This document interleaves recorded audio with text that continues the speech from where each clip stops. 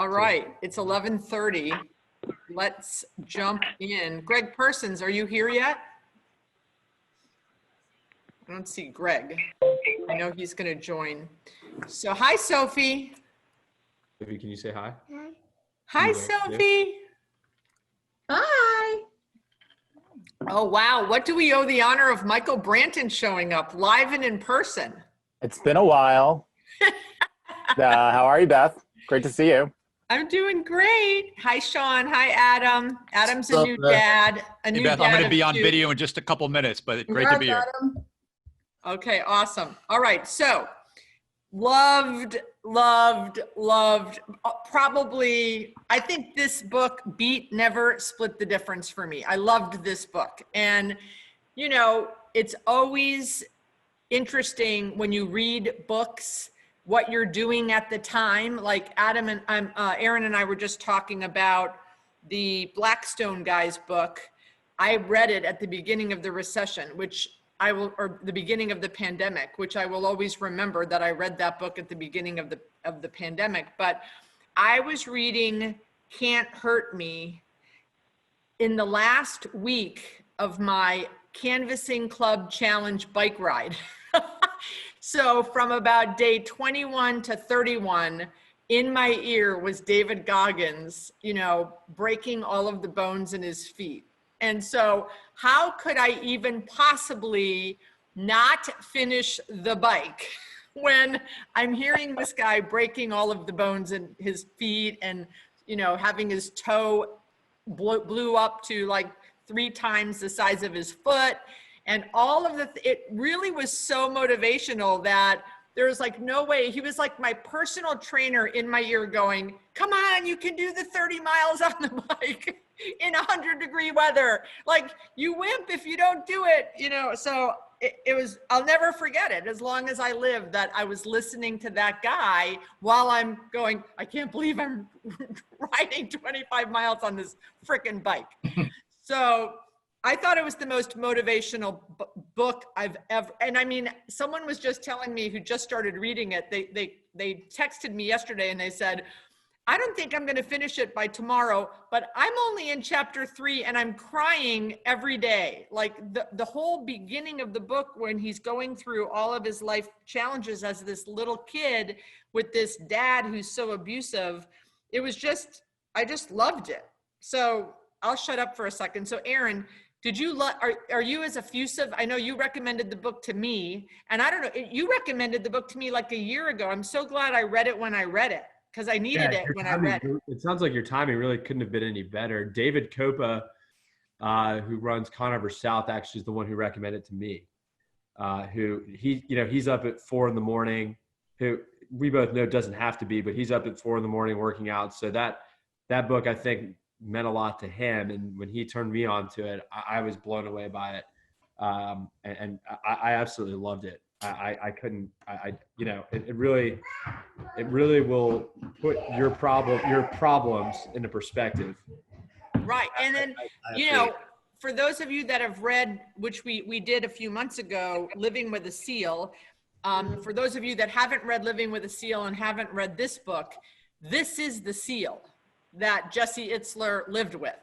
So it's great to read Living with a Seal and then read Can't Hurt Me, because you have like you're like teased about David Goggins with Living with a Seal, and then you get to read the whole backstory of them.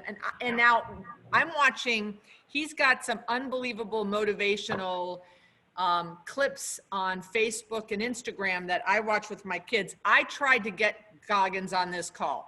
I Facebooked him. I Instagrammed him. I offered to pay him. I offered to make a donation to his charity, and I got 0 response. I was very, very crushed. I probably reached out to him 9 times. I've tried to find his book editor and producer, and I just couldn't make that happen. So I hope you guys didn't show up thinking I was trying to get him, but I didn't get him. I didn't even get a response, but I'm not going to hold that against him or the love of the book, because he's probably out, running 100 miles, and that's why he couldn't get back with me. Yeah, he's probably like building a house in Antarctica right now or something. Right, exactly. So Adam, did you read the book? I did. So I listened to it, and I love the fact that he did that cool commentary after every chapter. It's so much more you get out of it. And similar to you, I was training for my first marathon. It's something I've been wanting to do for 10 years. And I had found Jesse Itzler a year ago. That was like my big Misagi, as he calls it, like your big annual like reach goal. And I had signed up for marathons in the past, did halves because I thought that's the most I could do. And I said, this is going to be the year that you do it. And I remember listening to that while I'm training. And there were so many ahas, but the one was around pain. And he's like something around like earning that pain. Like I earned it. Like, and I feel like so much of my life has been, I can picture like this kid mindset if I want to avoid pain.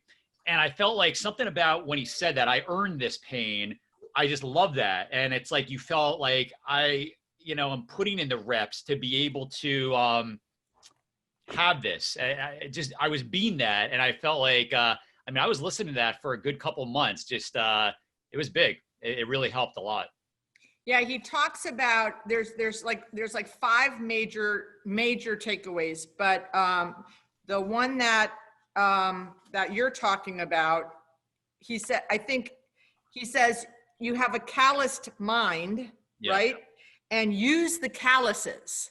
Like take the shit that's been dealt to you and have it callous you, and then use it to fuel you. So instead of what he felt was, instead of having this abusive father and these people calling the N-word and all this crap that he dealt with, he said, I'm going to use that to callous my mind and use it to fuel me for every time I am down or I think I'm weak or I'm insecure about something. I'm going to use those events, and instead of using them in a victim mentality, I'm going to use them to propel me and fuel me and say, if I could live through that, I can easily run 100 miles with no training, right?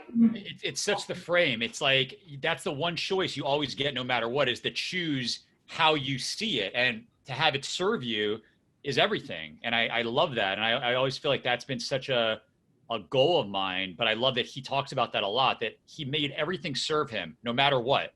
And especially those examples that people would say, oh, I can't believe you had to go through that. He's like, because of that is why I'm so hard and able to do all the things I do, because I've been able to become so much stronger having gone through it. It all served me because I let it. So it's a really powerful concept and it's interesting. Maybe it's a topic point here, but how do you develop that, right? It's like, who's going to go that way rather than, and even during this pandemic, like what as some of us on the call choose to have this serve us to be stronger and grow and develop, and others maybe just say, sky's falling, retreat to a cave.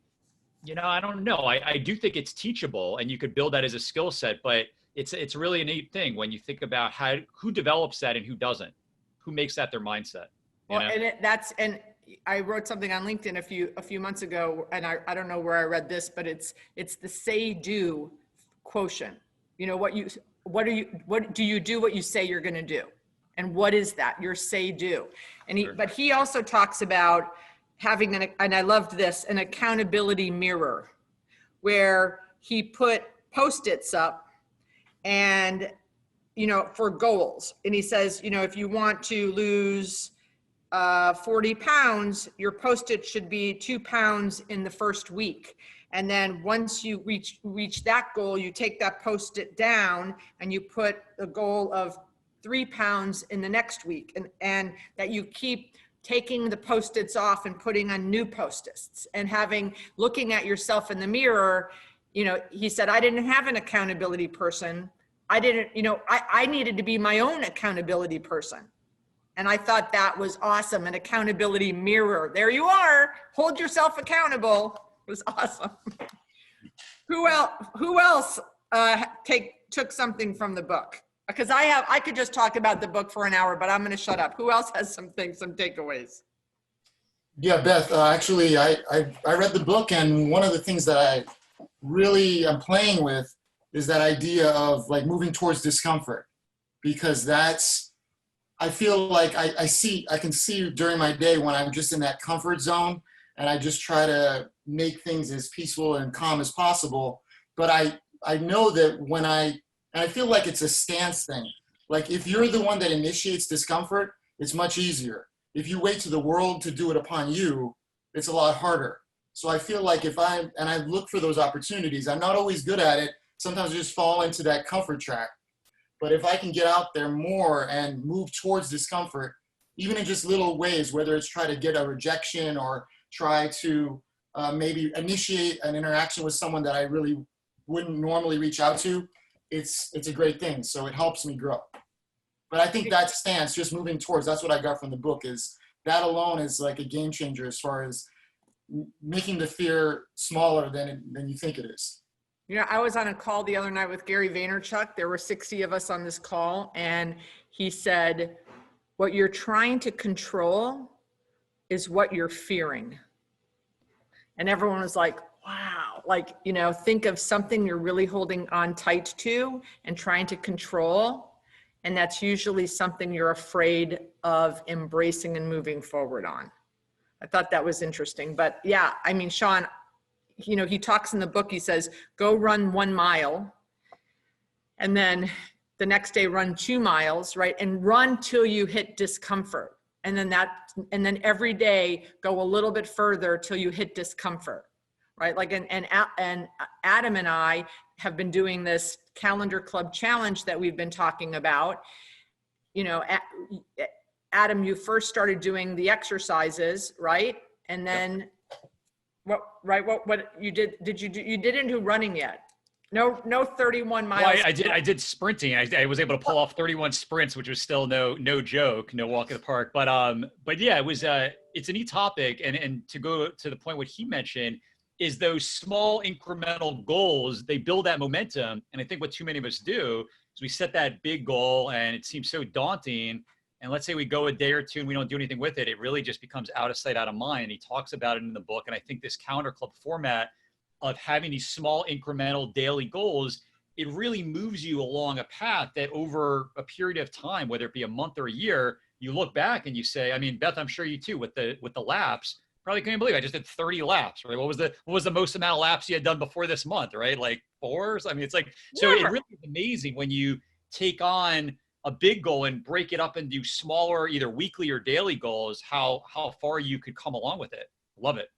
Yeah, and in the book, Living with the Seal, he addressed it, and then addressed it in here is when we think we're done, when our mind tells us we're done, we're only at 40%. 40%. Right, 40%. 40%.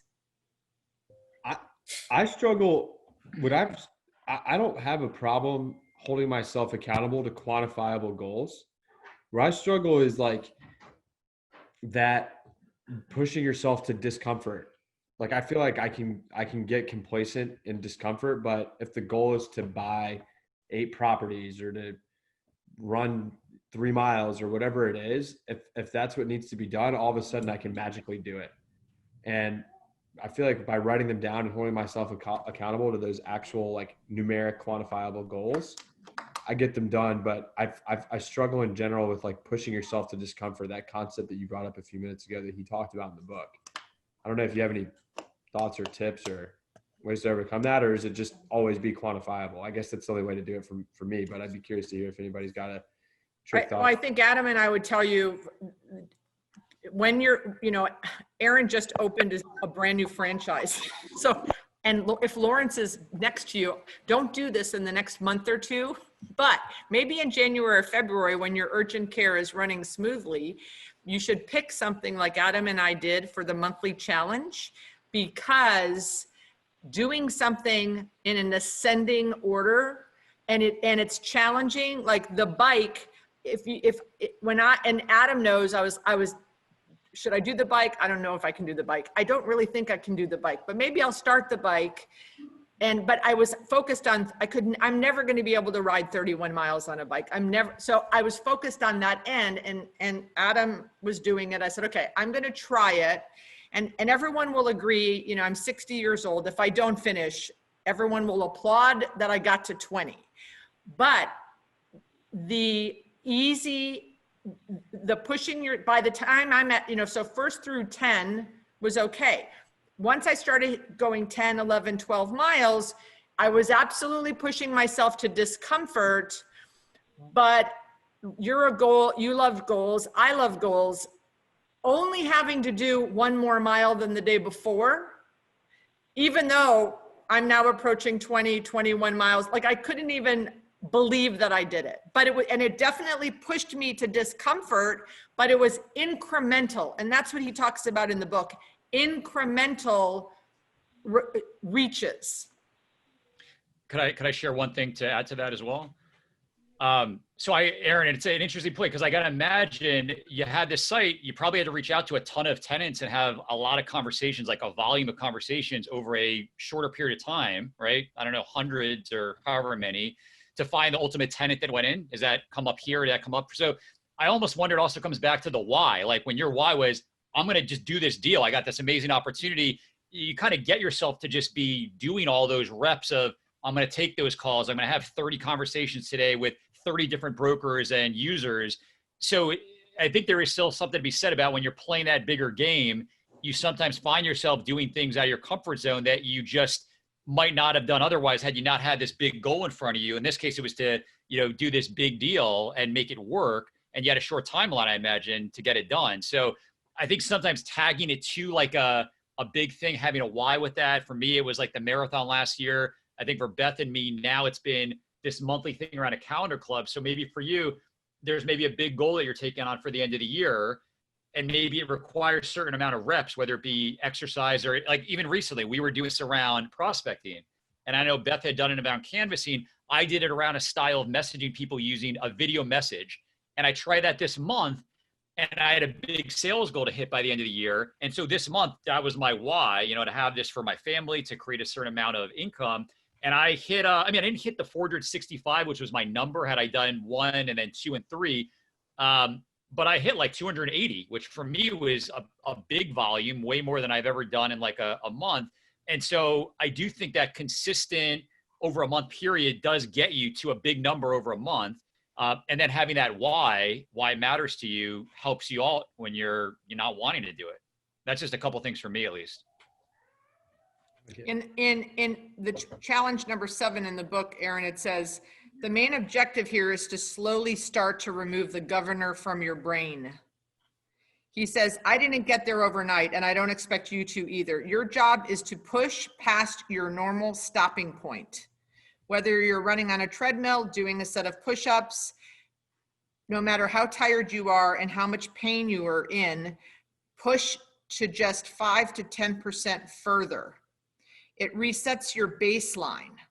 And every day, if you continue to push yourself 5 to 10% the following week and the week after, you will realize that if you were underperforming in your physical challenges, there's a good chance you're underperforming at school and work too. The bottom line is that life is one big game, and the only person you're playing against is yourself. Yeah. Ken, I know Ken Morris, you love this book too. So tell us about some thoughts that you have about the book and why you love it. Hi, Beth. Hi, everybody. Yeah, I love the book. I listened to it. If you haven't listened to it, I highly recommend you download it because it's basically something that they haven't ever done before. It's like a podcast. So after each chapter or 2 chapters, Goggins gets on with the guy that co-wrote the book with him, and they just talk things out about what was going on in his life at the time that he writes about. It was really, really powerful. I think I've read it twice and listened to it at least once. And I've probably sent out maybe 12 copies to various people that I know. I think the overwhelming message is it doesn't matter who you are or where you're coming from or what your physical or mental condition is. You always have the ability to get better, and you're really not competing against the next person. You're competing against yourself in your own limiting beliefs. And I push that boulder every day with limiting beliefs. And that's why I felt the book was so powerful, because here's a guy that, came from really nothing and look at what he's been able to accomplish. He does seem very superhuman, but he's the first guy to tell you that he's not. He's just, able to live comfortably in a very strong discomfort state. And most people, especially in our modern Western society, we don't like discomfort in any ways. We don't want to watch a TV, news broadcast that doesn't fit our political views. We don't want to feel uncomfortable in any way. And I think the goal is the more we're willing to and engage in being comfortable with being uncomfortable, the more we're going to accomplish and the happier we'll be ultimately as people. Remember, we're genetically designed to get our needs met and then no more. So we're fighting against, neuropsychology and neurobiology as far as how we approach things. But you can get meta, you can get beyond yourself. And I think this is a guy that's able to show that roadmap to all of us. So I loved it. I'll listen to it again and probably read it again. Yeah, I bought the hard copy because usually, where is it? Usually I just listen and then I take notes while I'm listening. I just loved it so much, but this is for all of us on here because we're all overachievers. So he goes, this one's for the unusual MFers in the world. A lot of people think that once they reach a certain level of status, respect, or success that they've made it in life. I'm here to tell you that you always have to find more. Greatness is not something that if you meet it once, it stays with you forever. That shit evaporates like a flash of oil in a hot pan. If you truly want to become uncommon amongst the uncommon, it will require sustaining greatness for a long period of time. It requires staying in constant pursuit and putting out unending effort. This may sound appealing, but will require everything you have to give and then some. Believe me, this is not for everyone because it will demand singular focus and may upset the balance in your life. That's what it takes to become a true overachiever. And if you are already surrounded by people who are at the top of their game, what are you going to do differently to stand out? It's easy to stand out amongst everyday people and be a big fish in a small pond. It's much more difficult task when you are a wolf surrounded by wolves. This means not only getting into Wharton Business School, but being ranked #1 in your class. It means not just graduating buds, but becoming an enlisted honor man in Army Ranger School, then going out and finishing Badwater. I love this line. Loved this line. Torch the complacency. Torch the complacency you feel gathering around you with your coworkers and teammates in that rare air. Continue to put obstacles in front of yourself because that's where you'll find the friction that will help you grow even stronger. And before you know it, you will achieve. Loved the torch, the complacency. Love that because I think we're surrounded by complacency. I think that we're surrounded by people that say, oh, it's the pandemic. I don't have to work that hard or I love that. Torch the complacency. That's going to be my new motto. Teresa, you're going to need a button for that. Yeah, we need a button for that. Jennifer, why did you love the book? So for me, first of all, when you said that you went out and bought it, I didn't even bother with anything else. I just went out and bought it. I'm not a competitive person at all. So for me, like I ran a half marathon because everybody told me to do it. The best part was the training. My hashtag after that was FOMO no mo for everything that I did.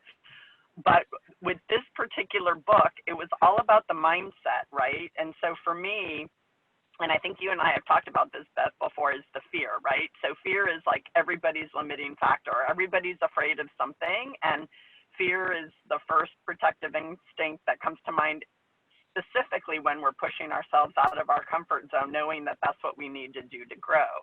And so his focus on mindset and how to turn your mind around. I mean, 3 hell weeks? Are you kidding me? I would have been so far gone after the first one if I had even made it in.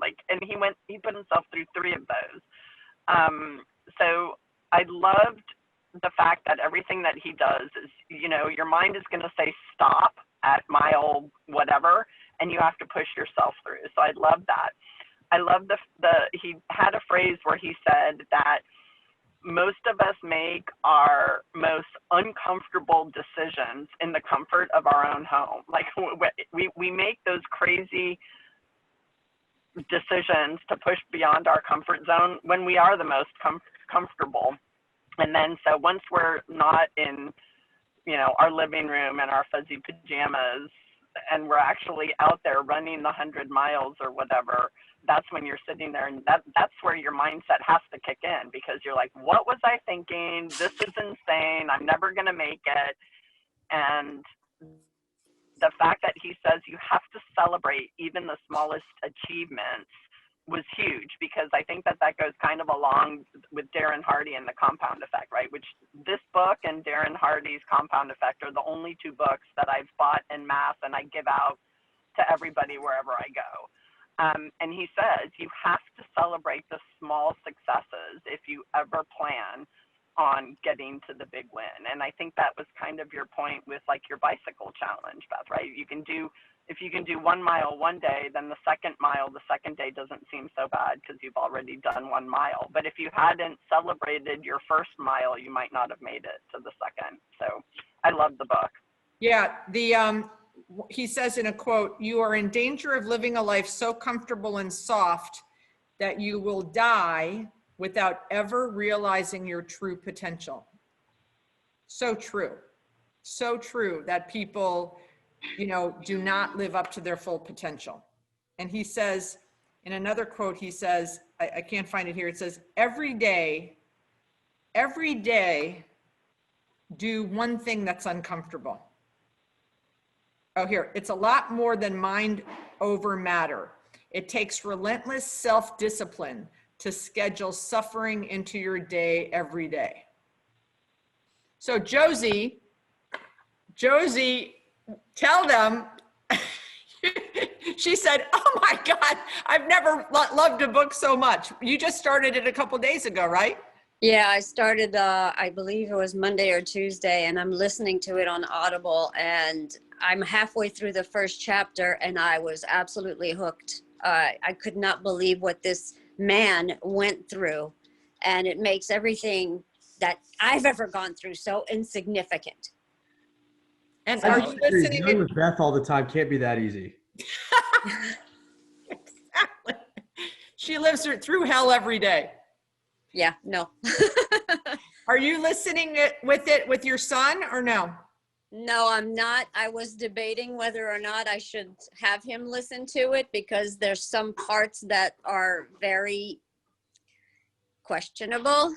Yeah. I mean, I really wanted him to hear the first and second chapters, but once you get into the third chapter, it's a totally different story. So I don't know. At 13. Yeah. Michael, did you read the book, Branton? I think I'm about halfway there. I think he's about to go into third Hell Week, and I'm listening to it. So I'm really enjoying the kind of interludes between him and his editor, I guess, or ghostwriter. So you like to push yourself. What do you think about the book? What was your favorite part so far? I mean, I have two big ones.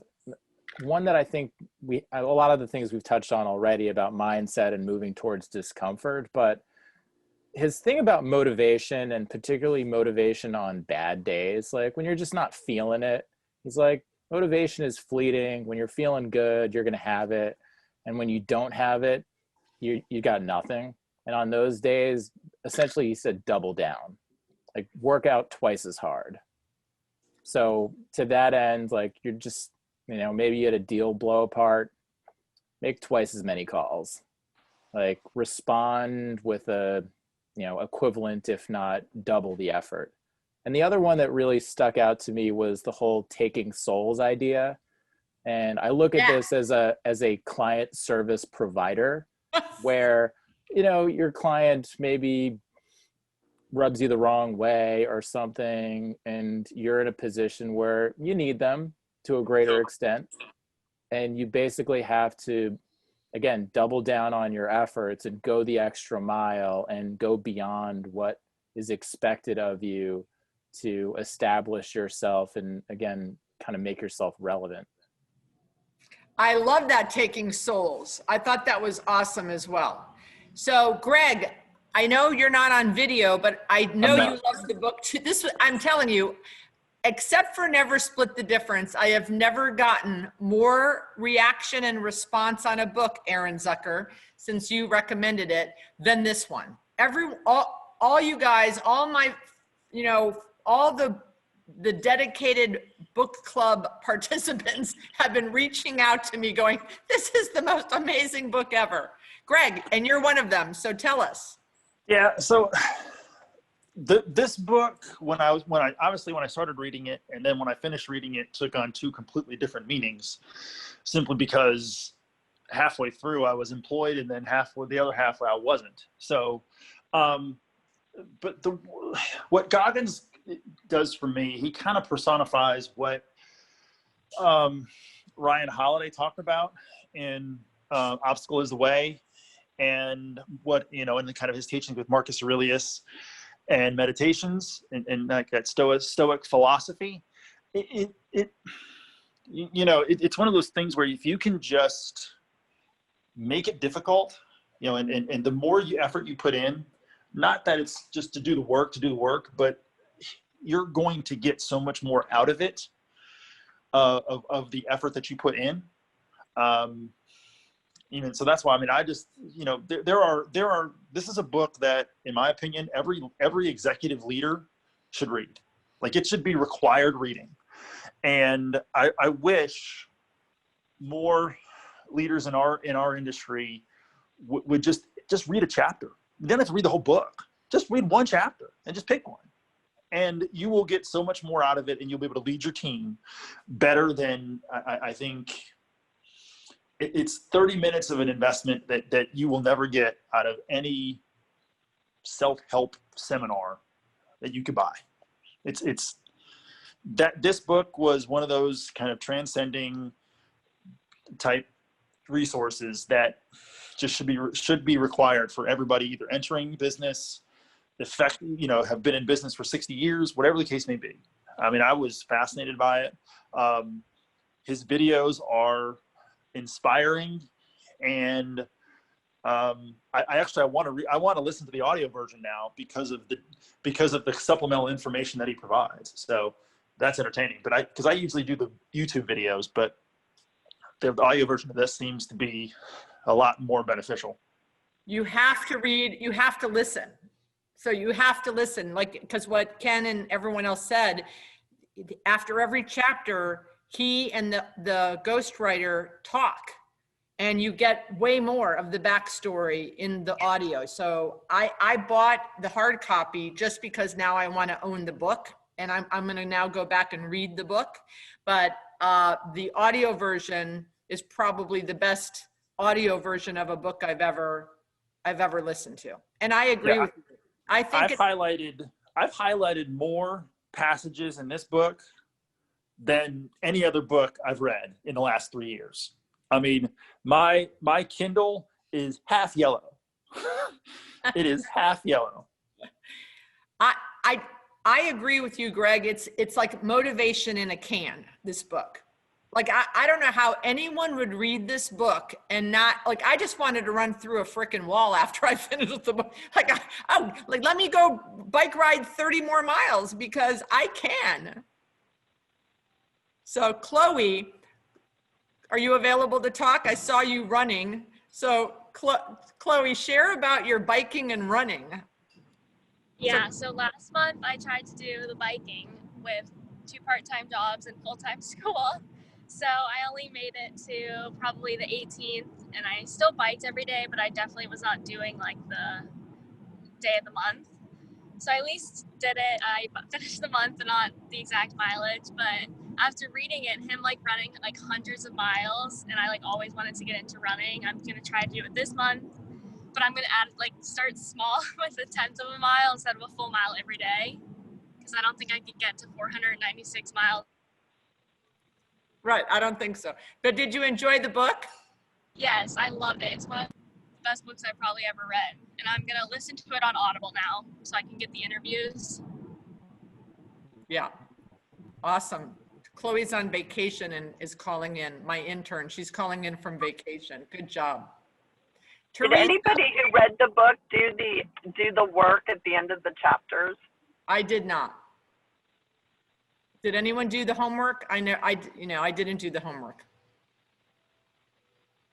I don't think so. Jennifer, no one is responding, so I don't think any of us did the work. Ken, did you ever do the work, the challenges? No. We're too busy working to do those. Josie, are you doing the challenges? No. No. Teresa, did you read the book? So the athlete here, I mean, maybe some of you are athletes, but I know for sure Teresa's an athlete. I now consider myself an athlete, by the way. Did you read the book? I have not yet. I've got it planned to listen to while I head over to the other side of the state next week.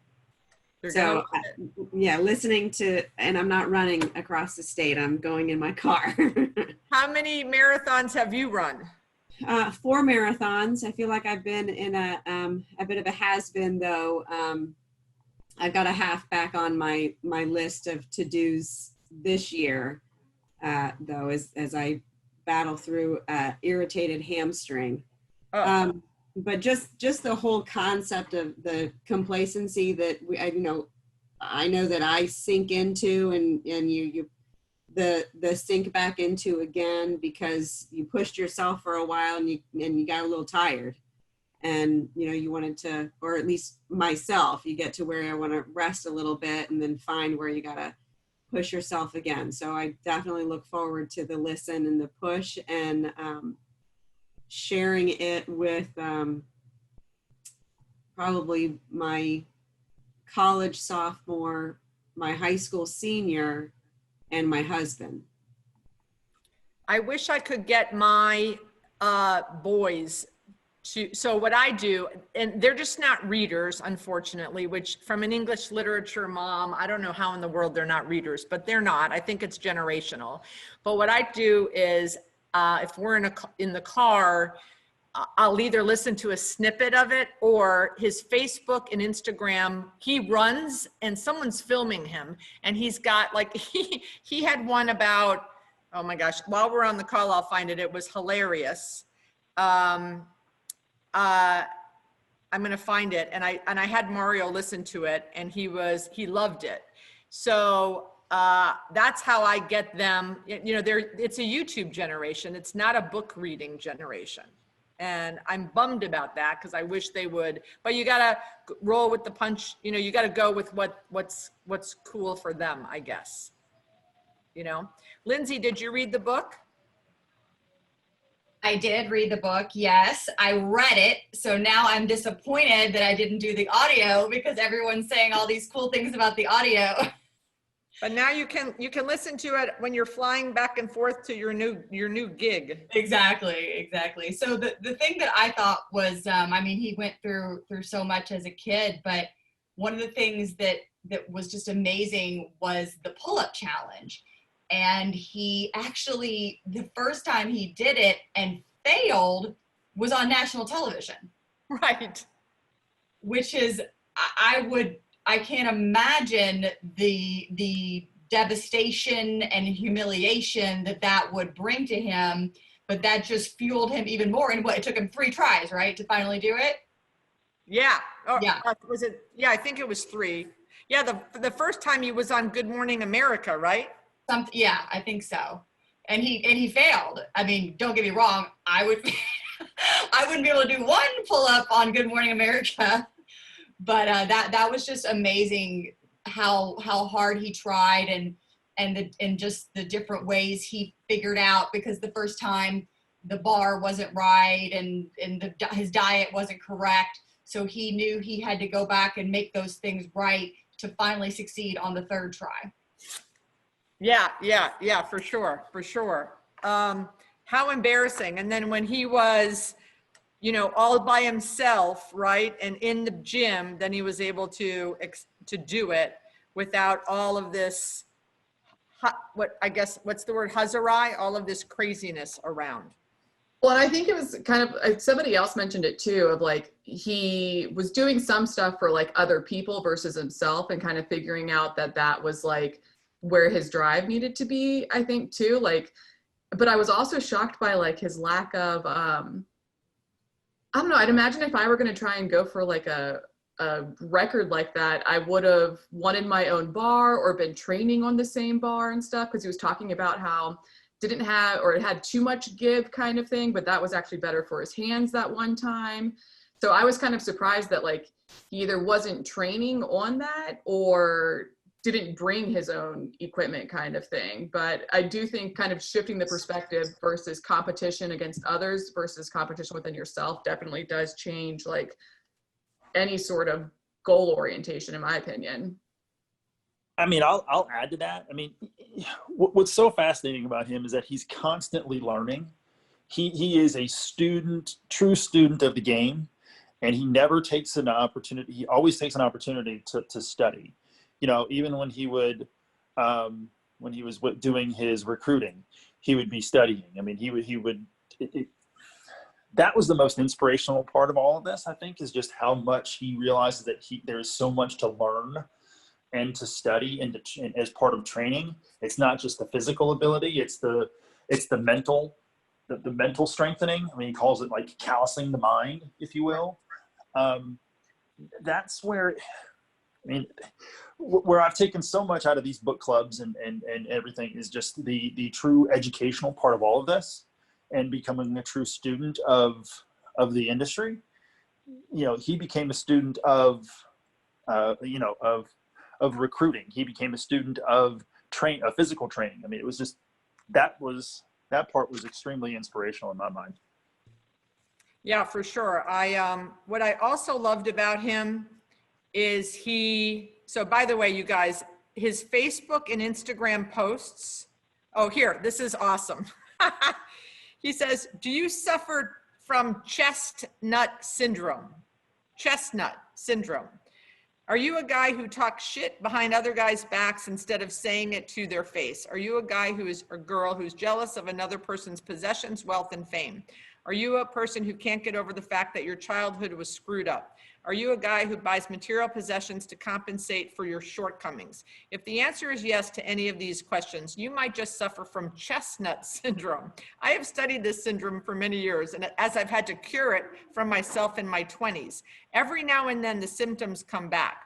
We all have a responsibility to figure ourselves out. We shouldn't try to act like other people, look like other people, live like other people. You need to figure out who you are inside and out. Once you figure that person out, it's important for you to own that person. As men, the more we don't own who we are, our chestnuts start to retract back up into our chest. When this happens, we lose motivation, drive, and discipline.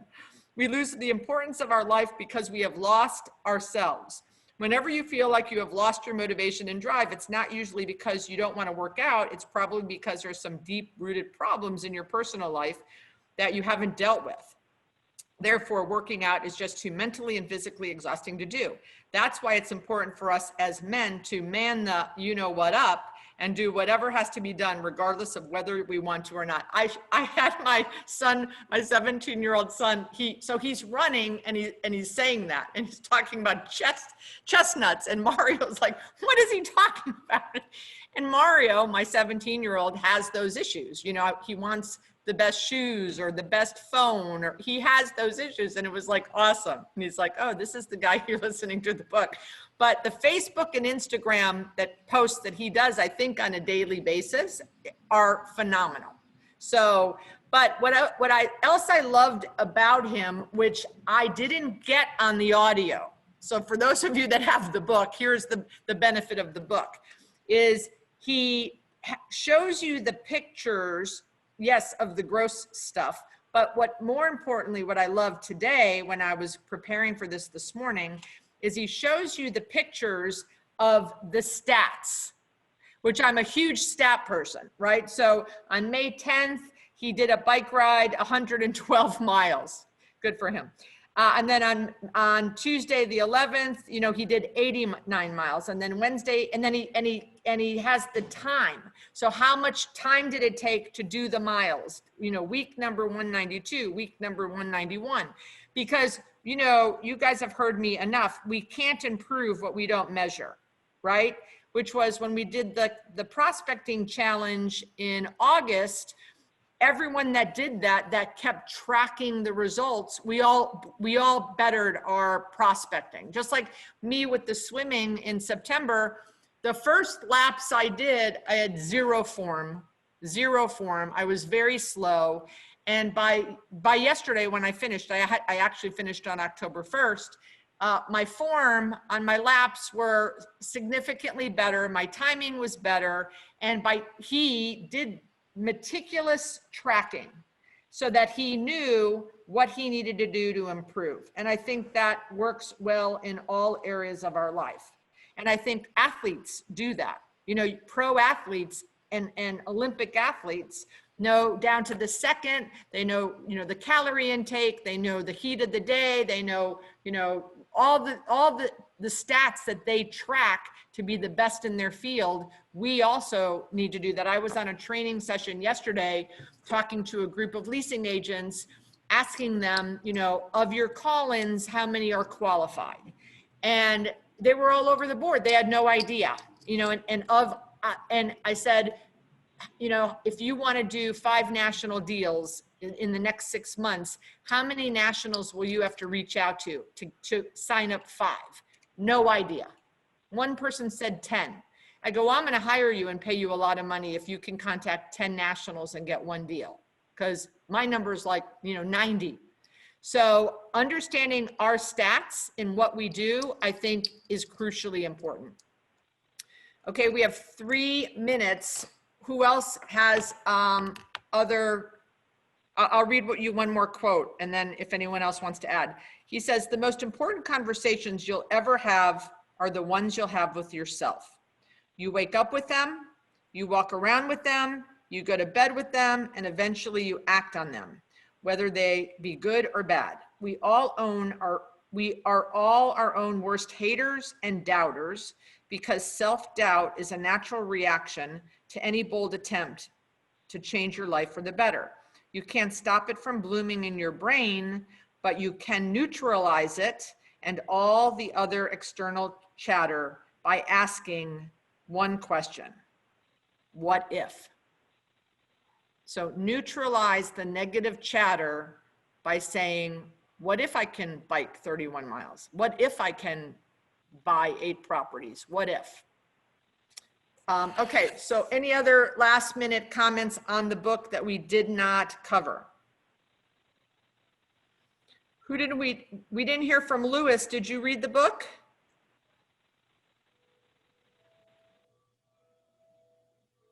He's not responding. Lori, are you there? Hey Beth, it's Luis. I'm sorry. That's okay. Did you read I was the on book, mute. Lewis? I have not heard the book, but I've been following David Goggins probably for the past 6 months, and I've been following him on Instagram. I've heard a few of other podcasts, and you know, I really like his posts where it's like, man the hell up. And, you know, sometimes it gets respected because, you know, especially with a new baby at home, work, COVID, it's been really like challenging for me. And it's made me understand of a lot of the things that he's overcome in his past. This is nothing, right? This is like only momentarily. So when I saw this come up on the book club, I was like, I have to participate because it's on my nightstand that I was going to start reading it, but based on what I've heard from everybody, I have to listen to the audiobook first. But I really like David Goggins, and I think he's really given me a better perspective, especially during COVID. Awesome. Barry, I don't think, Barry, you read the book, right? I did not. I was actually just getting ready to shoot you a text after the call. No, it sounds amazing. I'll have to do that. One thing I'll throw in there, I'm not sure who it was that mentioned about Darren Hardy and Compound Effect. I'm a big fan of his. And if anybody on here that just looking for like daily inspiration, in addition, it sounds like David Goggins, who sounds amazing. Darren Hardy has something called Darren Daily. You get emailed like daily like 3-minute videos that I think are phenomenal as well. So I just throw that out there. They're free, by the way, but I'll throw that out. But now I have to do the audio version of this book. Sounds incredible, and I've enjoyed lurking on the call, just listening to this. It's been really, really informative. Barry, I have 2 words for you. Sure. War Eagle. That's you, Auburn. Gosh, I think it's gonna be ugly. I'm afraid. I don't even care. For the dogs, I'm not an not the Alabama Tigers. fan. But yeah, Look, I never enjoyed my Alabama time, but anytime that I get to poke the bear with Georgia fans, it's enjoyable. Sorry. Sounds good. That's all right. Okay, so next month, the book on October 23rd is Indistractable by Nir Eyal. I finished it.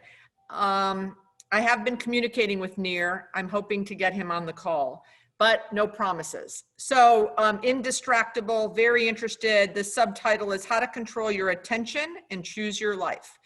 And they actually have some things in the end about kids. So I liked it. I don't know how we're ever going to beat this book. This book is going to go down, and we're going to do this book every year.